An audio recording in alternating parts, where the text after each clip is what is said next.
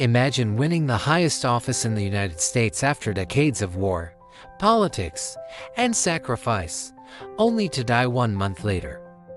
This is the story of William Henry Harrison, the U.S. president with the shortest time in office, and the man whose life was far bigger than those 31 days. William Henry Harrison was born in 1773 in Virginia. He came from a powerful family.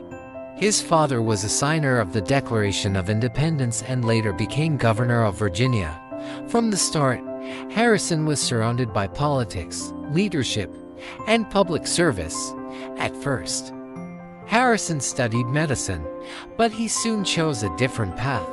He joined the U.S. Army and was sent to the western frontier. At the time, this region was dangerous and unstable. Conflicts between Native American tribes and American settlers were common. Harrison quickly proved himself as a capable officer. His name became famous after the Battle of Tippecanoe in 1811. As a military leader, Harrison led U.S. forces against a Native American confederation led by Tecumseh. Though the battle was not a clear victory, Harrison was seen as a hero. The nickname Old Tippecanoe stayed with him for the rest of his life. Harrison later fought in the War of 1812, where he gained even more fame. His forces defeated the British and their allies at the Battle of the Thames. This victory made him a national hero and opened the door to a political career.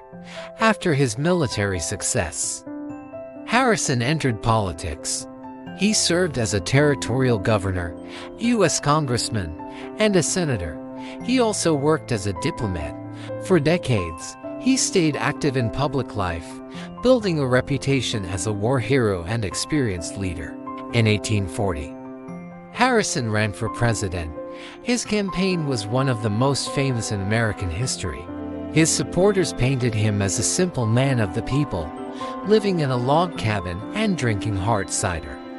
This image helped him connect with ordinary voters, even though he actually came from a wealthy background. The campaign slogan "Tippecanoe and Tyler" became wildly popular. Harrison won the election in a landslide. At 68 years old, he became the oldest person elected president at that time. Then came his inauguration day in March 1841. The weather was cold and windy. Instead of wearing a coat or hat, Harrison chose to give the longest inaugural speech in U.S. history, lasting nearly 2 hours. He wanted to prove his strength and stamina. This decision would cost him his life. Shortly after the ceremony, Harrison became ill. He developed pneumonia, likely worsened by the cold exposure and exhaustion. Doctors tried treatments common at the time, but medicine was limited and often harmful. Just 31 days after taking office, William Henry Harrison died. He became the first U.S. president to die in office and the shortest-serving president in American history. The nation was shocked. Many Americans had never considered what would happen if a president died while serving. There were no clear rules in the Constitution about presidential succession.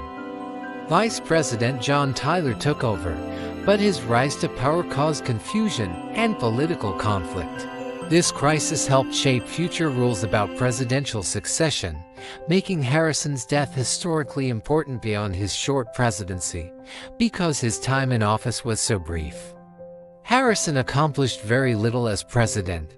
He gave no major speeches beyond his inauguration, signed no major laws, and set no lasting policies. Yet his impact still matters. Harrison's presidency taught the country hard lessons about leadership, health, and preparation. It showed that age and strength matter, and that the nation must be ready for the unexpected. William Henry Harrison is often remembered as a trivia answer, the president who served only 31 days. But behind that fact was a lifetime of military service, political work, and national influence. His story reminds us that history is not only shaped by long reigns and big achievements, but also by sudden moments that force change. 1 month in office was all it took for William Henry Harrison to leave a permanent mark on American history. Thanks for watching and subscribe for more.